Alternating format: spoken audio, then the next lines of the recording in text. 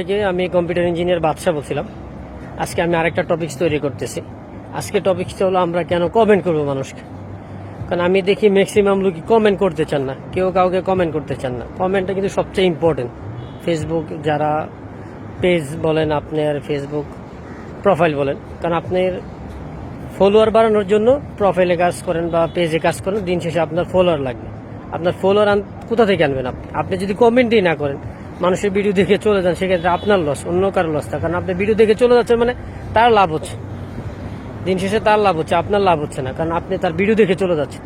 So আপনি বেশি বেশি কমেন্ট করবেন। কমেন্ট করলেই আপনার ফলোয়ার বাড়বে, আর কমেন্ট করলে আপনার পরিচিতি বাড়বে। আপনার যদি পরিচিতি না থাকে, আপনাকে যদি কেউ না চিনে ফেসবুকে, তাহলে আপনি কিভাবে আগাবেন বা আপনি কিভাবে বেশি দূর যেতে পারবেন? কারণ আপনি বেশি দূর যেতে হলে আপনাকে বেশি বেশি কমেন্ট করতে হবে, আর কমেন্টের কোনো বিকল্প নাই। কমেন্ট যত বেশি করবেন ততই আপনার বেশি লাভ, কারণ আপনার ফলোয়ার আসবে। সুন্দর সুন্দর কমেন্ট করবেন যাতে আপনার ফলোয়ার ইনক্রিজ হয় ডে বাই ডে। সো আজকে এই পর্যন্তই। সবাই ভালো থাকবেন, সুস্থ থাকেন। আল্লাহ হাফিজ।